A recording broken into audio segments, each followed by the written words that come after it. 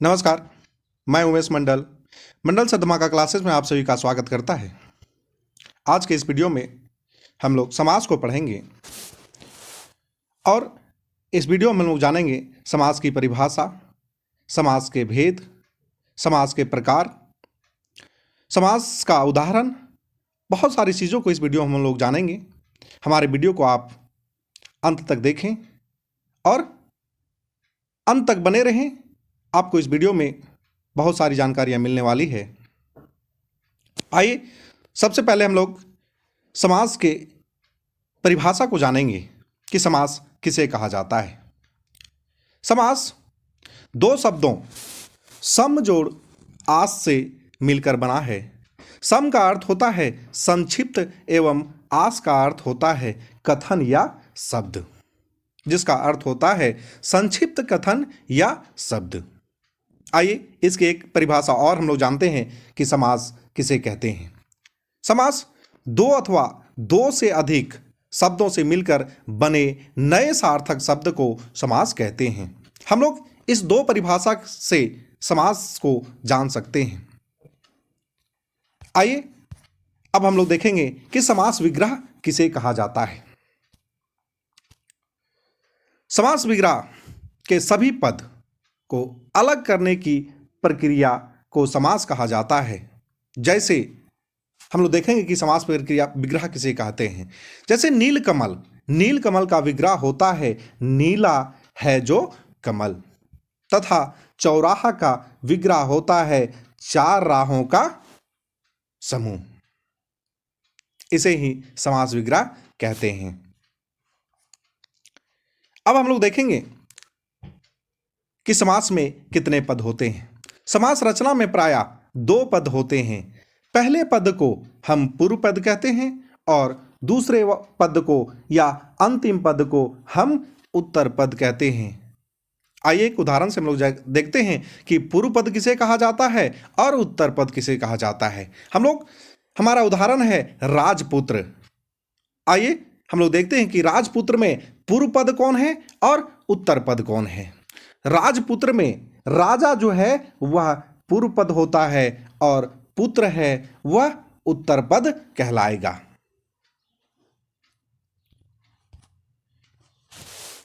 एक विशेष समास में ध्यान देने की बात यह होती है कि समास विग्रह में समास की प्रक्रिया में पदों के बीच की विभक्ति लुप्त हो जाती है।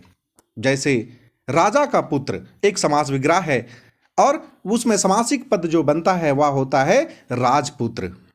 आप देखेंगे कि इसमें जो समास विग्रह हुआ है इसमें बीच की विभक्ति जो है वह का है और वह जब समासिक पद बनाता है तो उसमें वह विभक्ति जो है लुप्त हो जाती है।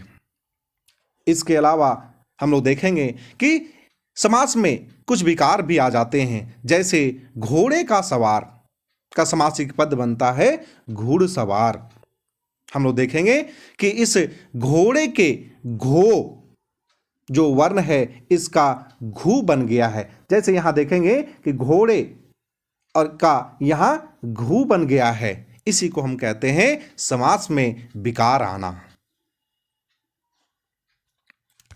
अगला हम लोग देखेंगे समास के भेद। समास के मुख्यतः 6 भेद होते हैं।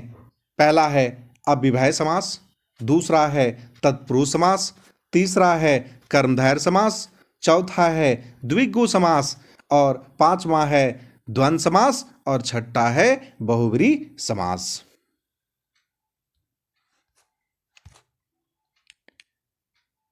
अब हम लोग देखेंगे कि पदों की प्रधानता के आधार पर समास को कितने भागों में बांटा गया है। तो पदों की प्रधानता के आधार पर समास को 4 भागों में बांटा गया है। पूर्व पद, उत्तर पद, दोनों पद अप्रधान और दोनों पद प्रधान। ये 4 भागों में जो समास को बांटा गया है वह पदों की प्रधानता के आधार पर बांटा गया है। अर्थात हमें समास में प्रायः 2 पद मिलते हैं। उसमें से कुछ समास में जिसका पूर्व पद प्रधान हो और कुछ समास ऐसे होते हैं जिसका उत्तर पद प्रधान होता है, यानी कि बाद का प्रधान हो पद प्रधान होता है। और कुछ शब्द ऐसे हैं, कुछ समास ऐसे हैं जिसका दोनों पद प्रधान होता है और कुछ समास ऐसे हैं जिसका दोनों पद अप्रधान होता है। ये दोनों पद मिलकर किसी तीसरे की ओर संकेत करते हैं।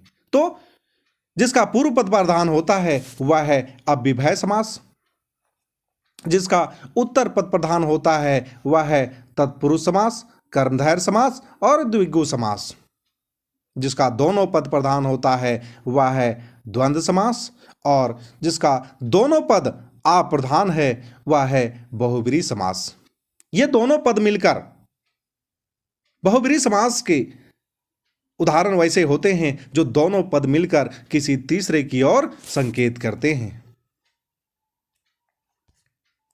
आइए हम लोग समास के पहले उदाहरण को देखेंगे। समास का पहला जो होता है वह है अव्ययभाव समास। आइए अव्ययभाव समास की परिभाषा और उसके उदाहरण को हम लोग देखेंगे। जिस समास का पहला पद अर्थात पूर्व पद अव्यय तथा प्रधान हो उसे अव्ययभाव समास कहते हैं। और जिस समास में पूर्व पद में अनु, अ, प्रति, भर, यथा, यावत, हर यादि मिले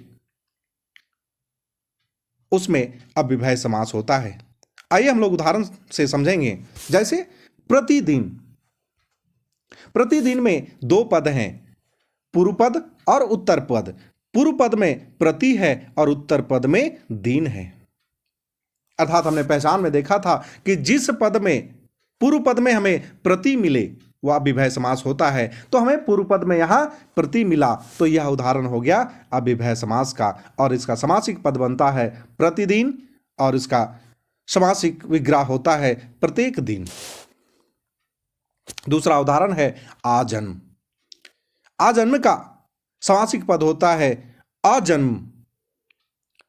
तो इसमें हमें पूर्व पद में मिला आने की यह जो समास जो उदाहरण है वह अव्ययभाव समास का होता है और इसका अर्थ होता है जन्म से लेकर।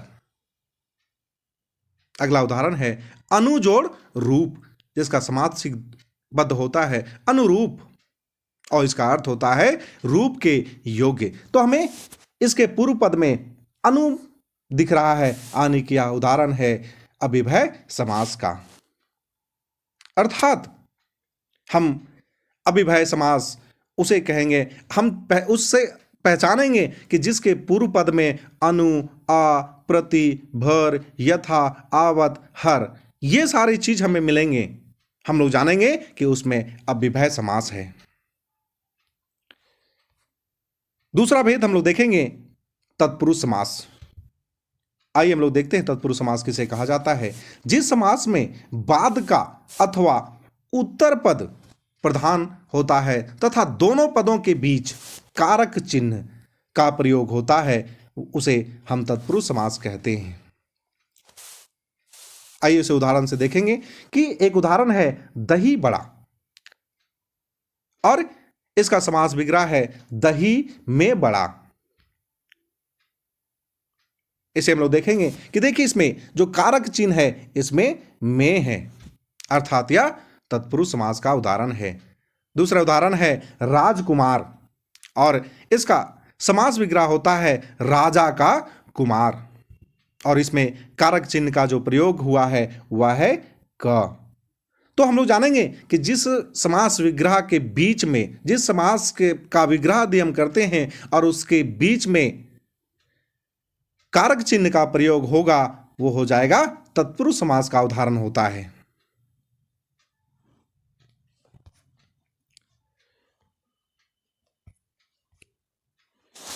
आइए अब हम लोग देखेंगे तत्पुरुष समास के भेद।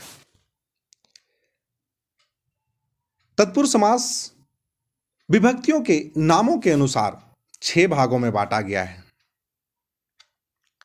पहला है कर्म तत्पुरुष, दूसरा है करण तत्पुरुष, तीसरा है संप्रदान तत्पुरुष, और चौथा है आपादान तत्पुरुष, और पांचवा है संबंध तत्पुरुष।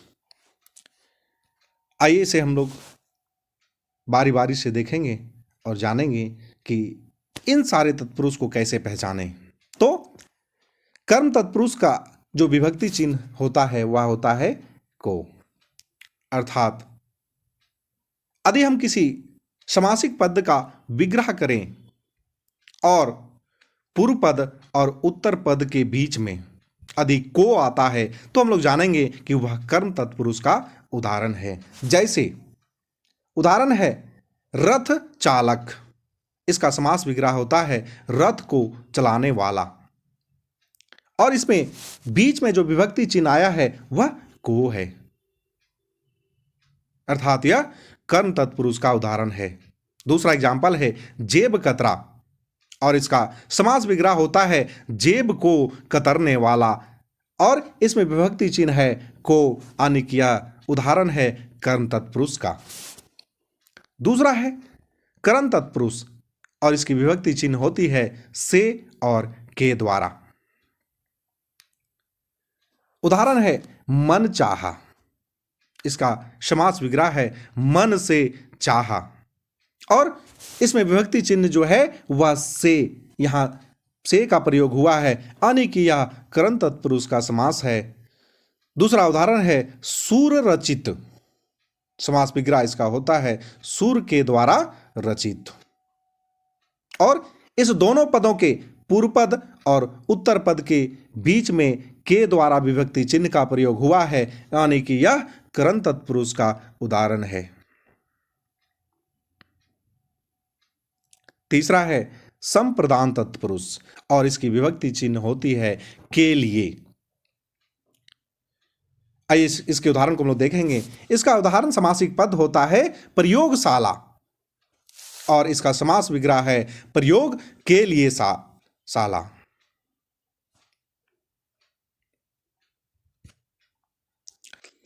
और इसमें जो विभक्ति चिन्ह का प्रयोग हुआ है वह के लिए प्रयोग हुआ है, यानी कि यह उदाहरण जो है वह संप्रदान तत्पुरुष का उदाहरण है।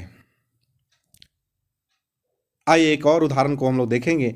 जैसे समासिक पद है पाठशाला, और इसका विग्रह होगा पाठ के लिए शाला, यानी कि जिस समास विग्रह के बीच में के लिए आएगा तो वह उदाहरण होगा संप्रदान तत्पुरुष का। नंबर 3 है अपादान तत्पुरुष। अपादान तत्पुरुष का विभक्ति चिन्ह होता है से, और इसमें अलग होने का भाव प्रतीत होता है। जैसे धन हीन, और इसका विग्रह होगा धन से हीन, यानी कि इसमें अलगाव का भाव नजर आता है। जैसे कोई व्यक्ति जो है वह धन से अलग हो रहा है, यानी कि, और इसमें विभक्ति चिन्ह का जो प्रयोग हुआ है वह है से, अर्थात यहां अलग होने का भी भाव प्रकट हो रहा है, और से विभक्ति चिन्ह का भी प्रयोग हो रहा है, यानी कि उदाहरण है अपदान तत्पुरुष का। अगला है देश निकाला, इसका समास विग्रह होता है देश से निकाला। इसमें भी अलगाव का नजर आ रहा है। हम लोग देखेंगे कि यहां किसी व्यक्ति को उसके देश से उसे निकाला जा रहा है, उसे देश से अलग किया जा रहा है, यानी कि यह उदाहरण जो है वह तत्पुरुष समास का उदाहरण है, और विभक्ति चिन्ह का प्रयोग हुआ है से। आइए 5वां नंबर जिसका नाम है संबंध तत्पुरुष को देखेंगे, और इसकी विभक्ति चिन्ह होता है का, के, की। आइए इसके उदाहरण को देखते हैं। पहला उदाहरण है राजपुत्र, और इसका समास विग्रह जो होता है वह है राजा का पुत्र, और विभक्ति चिन्ह है इसमें दोनों पदों के बीच में का प्रयोग हुआ है, यानी कि यह जो उदाहरण है वह संबंध तत्पुरुष का उदाहरण है। दूसरा उदाहरण है पराधीन, और इसका समास विग्रह है पर के अधीन, और दोनों पदों के बीच में के विभक्ति चिन्ह का प्रयोग हुआ है, यानी कि यह संबंध तत्पुरुष का उदाहरण है। तीसरा है देश रक्षा, देश की रक्षा, और दोनों पदों के बीच में की विभक्ति चिन्ह का प्रयोग हुआ है, यानी कि यह उदाहरण है संबंध तत्पुरुष का। और छठा नंबर है अधिकरण तत्पुरुष और इसके विभक्ति चिन्ह है में, पर। इसके उदाहरण है लोकप्रिय और इसका समास विग्रह होता है लोक में प्रिय। और दोनों पदों के बीच में पूर्व पद और उत्तर पद के बीच में विभक्ति चिन्ह का प्रयोग हुआ है, यानी कि यह अधिकरण तत्पुरुष का उदाहरण है। दूसरा एग्जाम्पल है आप बीती और जिसका समास विग्रह होता है आप पर बीती। और इस दोनों पदों के बीच में पर विभक्ति चिन्ह का प्रयोग हुआ है, यानी कि यह उदाहरण जो होता है वह अधिकरण तत्पुरुष का है। तो हम लोग तत्पुरुष समास और उसके 6 भेद को हमने देखा और हमने यह जाना कि जिस समास के दोनों पदों के बीच में विभक्ति चिन्ह का प्रयोग हो उसे हम तत्पुरुष समास कहते हैं। आइए समास का तीसरा भेद जिसका नाम है कर्मधारय समास को जानेंगे। और इसकी परिभाषा होती है जिस समास का उत्तर पद प्रधान हो और विग्रह करने पर उपमेय, उपमान अथवा विशेषण विशेष का संबंध हो वहां कर्मधारय समास होता है। आइए इसकी कुछ पहचान को देखेंगे। पहचान वह है कि यदि हम किसी शब्द का समास विग्रह करते हैं और दोनों पद पूर्व पद और मध्य पद के उत्तर पद के बीच में यदि है जो के समान और रूपी आता हो तो हम लोग समझ जाएंगे कि वह कर्मधारय समास का उदाहरण है। आइए हम लोग इसके उदाहरण से जानेंगे। हम लोग देखेंगे समास पद और विग्रह। पहला है चरण कमल। चरण कमल का विग्रह होता है कमल के समान चरण। इसमें पूर्व पद जो है वह कमल है और उत्तर पद है वह चरण है और इन दोनों पदों के बीच में के समान आया है, अर्थात यह उदाहरण है कर्मधारय समास का। दूसरा उदाहरण है महादेव और इसका समास विग्रह है महान है जो देव। और इन दोनों पदों के बीच में है जो आया है, अर्थात यह कर्मधारय समास का उदाहरण है। तीसरा उदाहरण है देहलता और इसका समास विग्रह होता है देह रूपी लता। और दोनों पदों के बीच में रूपी आया है, अर्थात यह कर्मधारय समास का उदाहरण है। तो हम लोगों ने जाना कि जिस समास के विग्रह में दोनों पदों के बीच में है जो के समान रूपी आता हो वह कर्मधारय समास का उदाहरण होता है। अगला हम लोग देखेंगे चौथा समास जिसका नाम है द्विगु समास। आइए हम लोग देखते हैं कि द्विगु समास किसे कहते हैं। जिस समास का उत्तर पद प्रधान हो और विग्रह करने पर पूर्व पद में संख्या का बोध हो वहां द्विगु समास होता है। आइए हम लोग इसके उदाहरण से देखेंगे कि समास और समास विग्रह। जैसे उदाहरण है दोपहर। दोपहर का समास विग्रह होता है दो पहरों का समूह। और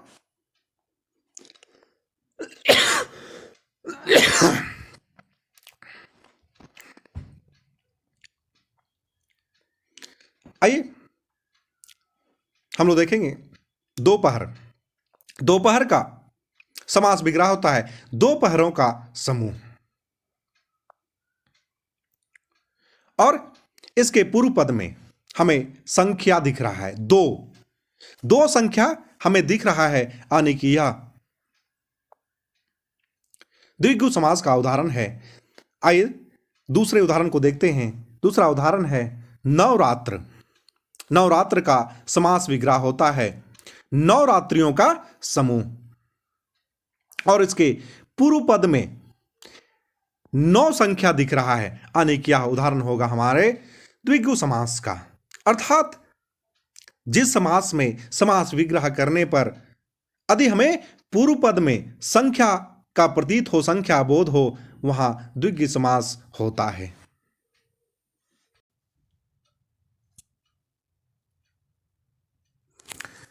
अगला हम लोग देखेंगे 5वां नंबर, जिसका नाम है द्वंद्व समास। आइए इसकी परिभाषा को जानते हैं और इसके उदाहरण के माध्यम से हम लोग जानते हैं कि द्वंद्व समास किसे कहा जाता है। तो इसकी परिभाषा है, जिस समास का दोनों पद प्रधान हो और विग्रह करने पर बीच में और अथवा या एवं हो, बीच में ये सब चीज लगते हैं, वहां द्वंद्व समास होता है। आइए इसकी पहचान को हम लोग देखते हैं। पहचान है, दोनों पदों के मध्य में प्रायः योजक चिन्ह या जिसे हाइफन भी कहा जाता है का प्रयोग होता है। आइए इसके उदाहरण से हम लोग समझेंगे कि द्वंद्व समास किसे कहा जाता है। जैसे उदाहरण है नदी नाले, और नदी नाले में के बीच में योजक चिन्ह का प्रयोग हुआ है और इसका समास विग्रह होता है नदी और नाले। अर्थात यह उदाहरण द्वंद्व समास का है। दूसरा उदाहरण है ठंडा या गर्म। इन दोनों शब्दों के बीच, इन दोनों पदों के बीच में योजक चिन्ह का प्रयोग हुआ है और इसका समास विग्रह होता है ठंडा या गर्म। अर्थात ये दोनों शब्द जो हैं द्वंद्व समास के उदाहरण हैं। आइए हम लोग समास का छठा भेद, जिसका नाम है बहुब्रीहि समास को देखेंगे, उसकी परिभाषा को जानेंगे और उसके उदाहरण को जानेंगे। बहुब्रीहि समास की परिभाषा होता है, जिस समास का दोनों पद आ प्रधान हो और विग्रह करने पर दोनों पद मिलकर किसी तीसरे पद की ओर संकेत करता हूं, वहां बहुब्रीहि समास होता है। आइए हम लोग उदाहरण के माध्यम से जानेंगे कि बहुब्रीहि समास किसे कहते हैं। यहां समास पद है और विग्रह है। समास पद है लंबोदर और इसका विग्रह होता है लंबा है उदर जिसका। और ये दोनों लंबा है और उदर दोनों पद मिलकर तीसरे पद गणेश की ओर संकेत कर रहे हैं, अर्थात यहां बहुब्रीहि समास है। दूसरा उदाहरण है दशानन। दशानन का समास विग्रह होता है 10 हैं आनंद जिसके, और ये दोनों पद 10 और आनंद दोनों पद मिलकर तीसरे पद रावण की ओर संकेत कर रहे हैं, अर्थात यहां भी बहुब्रीहि समास है। और तीसरा उदाहरण है महावीर, जिसका समास विग्रह होता है महान है वीर जो, अर्थात ये दोनों पद महान और वीर मिलकर एक तीसरे पद हनुमान की ओर संकेत कर रहे हैं, अर्थात यह बहुब्रीहि समास के उदाहरण हैं। आज के इस वीडियो में हम लोग यहीं तक पढ़ेंगे। इस तरह के ज्ञान से भरा वीडियो को देखने के लिए आप हमारे चैनल को सब्सक्राइब करें, लाइक करें और समाज से संबंधित कोई भी आपको यदि समस्या हो तो आप हमारे कमेंट सेक्शन में लिखकर हमें बताएं, हम उस समस्या का समाधान करेंगे। आप सभी का बहुत बहुत धन्यवाद।